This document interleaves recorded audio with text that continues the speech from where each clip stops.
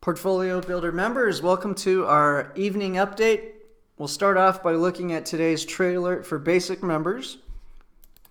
Then we'll review how our Diamond portfolio is doing, as well as the Whale Club. And then we'll close it out with the top news and charts that I've collected over the past 24 hours. Okay, so let's start off with look at the SPY today. We issued the trade alert at our normal time, Monday, Wednesday, Friday, right around noon Eastern. So you most likely got the trade sometime in this hour when the SPY was trading at 290. We sold the covered call right at the money. Market went higher and then had a pretty significant sell-off to close out the rest of the day. So let's see how our portfolio performed during this sell-off and see if the covered call is doing its job. So without getting super complex, the basic strategy in this program is to sell a call option that expires in about 48 hours and then buy it back right before it expires so that we can sell a new one. And so this allows us to take advantage of the Monday, Wednesday, Friday expiration on the SPY ETF. There's no other stock or ETF that has option expirations this frequently. And so what it does is it creates a very profitable situation where we can let stock speculators gamble on the future value of the SPY going higher. And so in this case, we sold to open the 290 covered call expiring June 12th, and we took in a credit of $1.48. Now at the close today, this has lost some of that value. That means we could buy back this contract for only 84 cents and have a profit of almost 65 cents a share. Now, that doesn't take into account what happened to the underlying asset. And in this case, the SPY ETF did go from trading at 290.24 down to 289.29. So it lost about $1 in value. Now that's okay because this option contract has a lot of things going in our favor the closer we get to option expiration. So the first one is time premium. The closer we get to June 12th, the less it will cost for us to buy back this option contract no matter what. That's just the way it works. The closer we get to expiration, the time premium erodes quickly. And so most of that will be have lost all of its value by tomorrow and certainly by Wednesday. The next thing is we want to sell to open and then buy to close at the same time every Monday, Wednesday, Friday, because it's going to allow us to take advantage of changes in volatility. So to make your life really simple, in general, if the VIX index is traveling higher, that's going to make the value of options more expensive. So if we were to sell a call option and then the next day the volatility index jumped, even though we were right in predicting that the market may go down, which is why we may have sold an in-the-money covered call, that option contract may become slightly more expensive just because of the increase in volatility. So we want to immediately sell a new call option at the same time as covering our previous covered call, because now we get to take advantage of another 48 hours at a higher premium rate. So that was part one of our trade, and it's working out very well. Now, if the SPY had traveled much higher, that would have been fine as well, but the second half of our trade wouldn't be up right now, which is the put option. So let's go look at the put option we bought. So again, the first part of the trade was to sell to close last Friday's put option. And that's our insurance. It protects us from big drops in the SPY. And here was our new trade. To buy to open the June 14, 2016 286 put. Now this one was not a credit. The previous trade alert put a credit into our account. And at the end of the trade, we have to pay a debit to close out the option contract because we're the writer of the option contract. In this case, we're the buyer of a put option contract. And let's see where that is priced at right now. So you can see the put option contract could be sold for 71 cents at the close. So what you'll see is tomorrow we're going to have a few things working in our in our favor. Number one, the time premium will continue to erode. So we'll be able to buy back that covered call for a bigger and bigger profit. That's number one. Number two, if the SPY does travel much lower tomorrow, the value of our put option is going to rocket up in value. And especially if we get close to 286 or go below it, it starts to exponentially grow in terms of its value for what we could sell it back to the market. So we're in a very good situation right now where we're going to have very minimal losses if the SPY goes lower. And if it goes too much lower, we're going to actually make a bigger profit than normal. Meanwhile, our covered call has protection for approximately $1.48. So from the trading price at $290.24, subtract $1.50, that's about how much protection we'll have at the end of the day when we cover this position on Wednesday just from the covered call. Then on the other side of our trade with the put option, if the market goes higher, we're going to lose this put option value and we're going to keep that credit that we generated. But if we travel lower or flat, this put option can maintain its current value or go up. So that's the setup we have between now and Wednesday, and it gives us a lot of different potential outcomes to end up with a profit.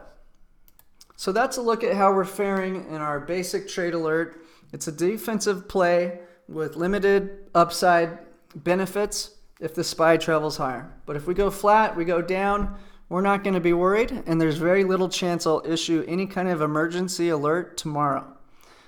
Let's take a look at our diamond portfolio. It was up as much as 14.5%, but it gave back about 0.65% to the close during the sell-off. So we're long this group of stocks with no covered calls right now.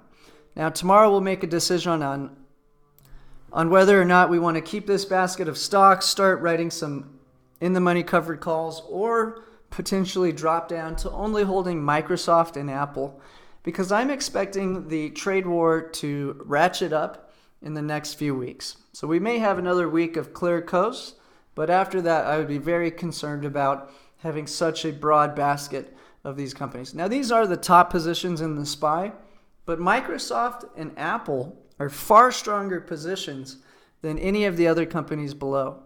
And they represent the number one holding in Warren Buffett's stock portfolio, Apple. Microsoft's the number one position in the SPY. And then you go look at all the mutual funds, hedge funds around the world. Their top position is primarily those two companies as well. So if we do have a storm ahead, I want to own the most valuable assets in the world that have the best chances of surviving and being maintained and protected by the ultra wealthy. And so really owning Apple and Microsoft will accomplish that, while owning companies like Facebook, Intel, Cisco, Comcast, Bank of America, and Wells Fargo are great, but they're nowhere near the level of protection that we'll get from Apple and Microsoft. Now our whale program trades on Thursdays, and it is focusing on Amazon and Google. So we left that out of the diamond program because their shares cost considerably more. To follow this, you'll need to buy 100 shares of Google and 100 shares of Amazon.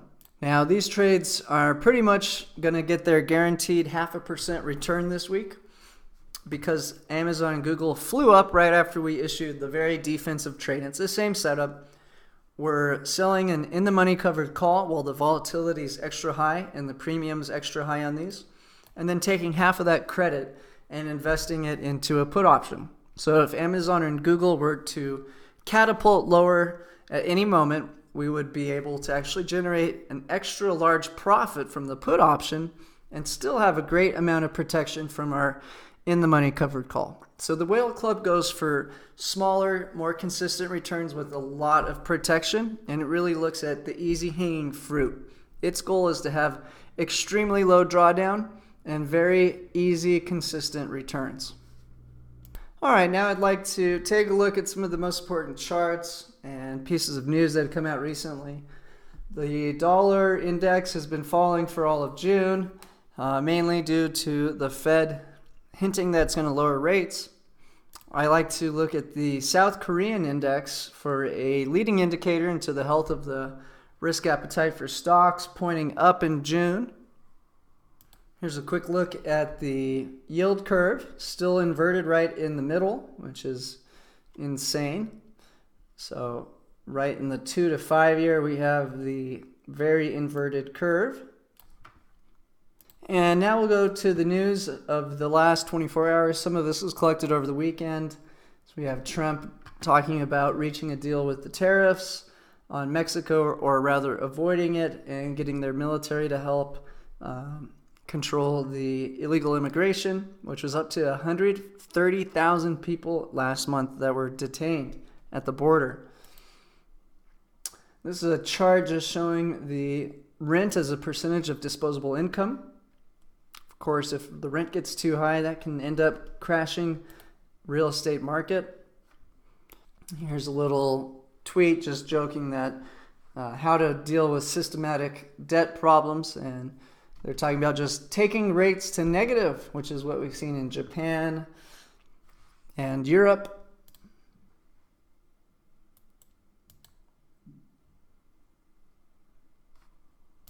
Here's a piece from Bloomberg. All the news right now is about the Department of Justice going after Google. They have 90% of the search engine business. They have YouTube. They've been buying out so many companies, it's not even funny. That's why we like to play it in the Whale Club. This is one of the most sizable, fast-growing companies investing in so much technology. It'll make your head spin. And our strategy likes to see volatility increase, which means the underlying asset has crashed. Google has crashed considerably in the month of May, and that set us up in the Whale Club for a very, very high probability trade. So we're keeping a close eye on that. And Trump was just on CNBC this morning talking about how much he dislikes Google, Facebook, and Amazon. Huawei is fighting back with 10,000 developers working across shifts to try to replace Google's operating system, the Android system for the phones. And of course, Google's not too happy about losing that part of their monopoly. Bond fund flows have hit all-time highs this last month. Goldman's now expecting the yuan to drop below 7 to break past that conversion rate, which a lot of people say could be disastrous. Of course, this is what I believe is causing the cryptocurrency run-up. So if that does happen, I would expect another big double or triple in cryptocurrencies. And so this is all related to whether the next round of tariffs go up, flat, or down. And so that's how we're going to help make a buy or sell rating on Bitcoin and our total crypto portfolio. Jeffrey Gundlach, President Trump says U.S. is the piggy bank the rest of the world wants to steal from, but the U.S. has $124 trillion in unfunded liabilities. Of course, everybody's got a lot of debt. It's the new big problem. Jeffrey Gundlach doesn't tweet a lot, but when he does, we're definitely paying attention. Money is rolling over. Gold up 8 days in a row. Don't envy the Fed, which announces in 10 days. Markets pricing 4 cuts, more likely than 1 by the year end. Hong Kong, if you do listen to Kyle Bass, is where he thinks we'll see a huge potential profit shorting their Hong Kong dollar. He's been publishing about this for a long time. But basically the people in Hong Kong are fleeing their currency because China's continuing to take control over it. Now they're making a law where they can just pull people out of Hong Kong and extradite them to China without cause or any kind of judicial ruling system. And so this is a big story. We're paying close attention to it. At the G20 meeting, the central bankers met this weekend, and they're all ready to lower rates and print money to fight the tariff war. There's still no signs that there's a deal in the works with U.S. China. They may not even meet in the coming G20 meeting. Trump says they will. China says they won't. So this Osaka meeting coming up in a few weeks is critical, and I'm predicting that Trump gets upset and raises tariffs. Here is the Shanghai Composite over the last month, showing some weakness. The conversion rate getting close to that 7 conversion ratio we were talking about. Gold having a little sell-off. Crude at least stabilizing after a pretty serious sell-off in May. The rhetoric from China is starting to get a little more aggressive. I'm mainly listening to the tune of what they speak to get an idea if they're getting ready to start making some jabs back at America. So this ban on Huawei is a big deal.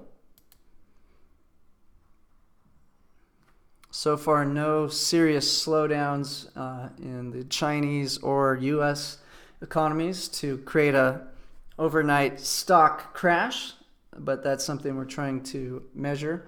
Now, just realize if we start to go after all of China's trade partners, there might be a certain deficit between the U.S. and China, but really, if they get cut off from being the manufacturer of the world, that isn't just the deficit between the U.S. and China, that's their trading income from the entire world. So this is a much more serious threat to China than just the the large difference in trade deficit between our two countries.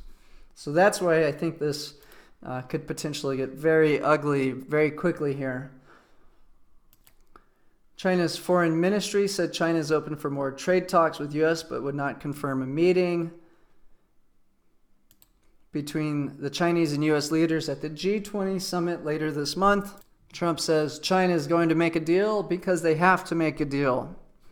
But they may not do it until they've given us some serious pain and make us think twice about trying to bully them around again. Now, sure, they cheat, they steal, they deserve all of this, but it doesn't mean that they're just going to roll over and play nice without some serious pain. And the way their communist setup is built, if President Xi looks weak, he may lose his life-term presidency spot and have a Caesar-like setup where his own people stab him in the back.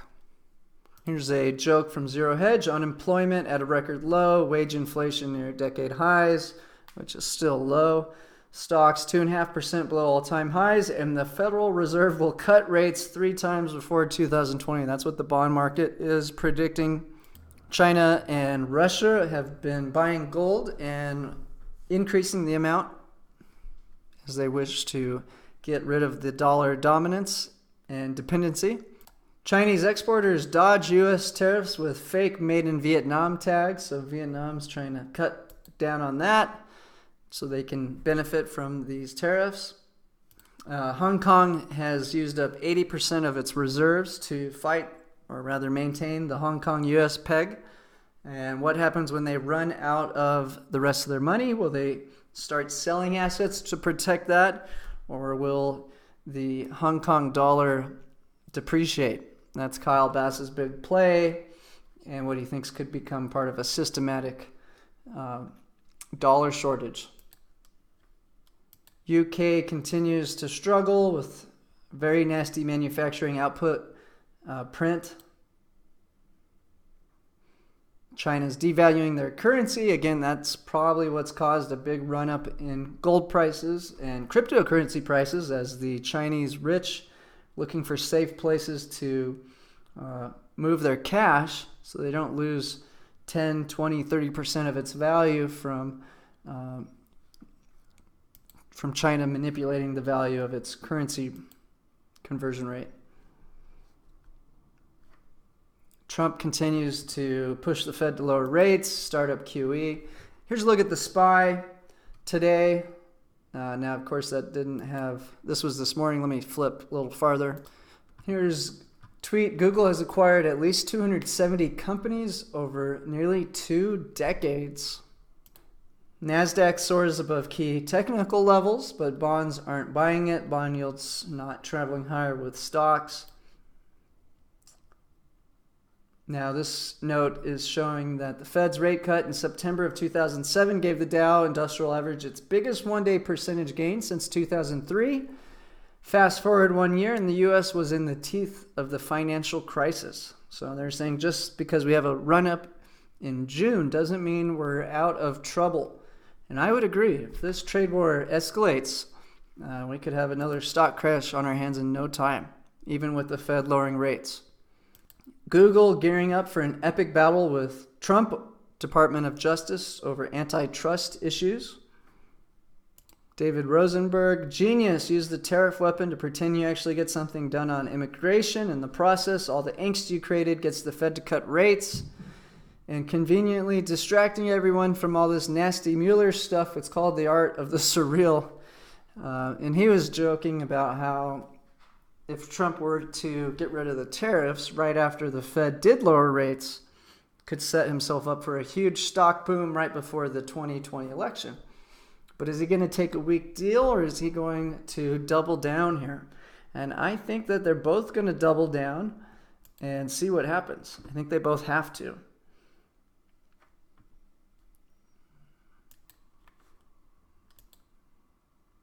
Facebook says using the word honk violates its community standards. If you blank your horn, you are finished. So again, looking at everybody's... Here we go. There's a good way to say it. The mood in America is anti-big tech. Everyone knows they're too powerful, too arrogant, loom too large in the public life. Break them up. Break them into 2, into 3, regulate them. So we'll be paying close attention to how this plays out. Beyond Meat has now added more than $3 billion in market cap in 2 days after raising sales guidance by $5 million. So yeah, this has become absurd on the Beyond Meat story. The next time a recession harkens, the Fed might consider being more democratic. Not just lend money cheaply to banks, but rather give it away to ordinary working folks. So there's that. MMT coming up. Goldman Sachs says expected Fed to keep the funds rate unchanged for the remainder of the year. That's not what anyone else is saying now. Google just went and banned a bunch of people on YouTube with a right-wing conservative taste, I guess, to their YouTube channel, one of which was making $100,000 a month in ad revenue. So I'm sure that will go over well with the Trump team. This was a Seeking Alpha article with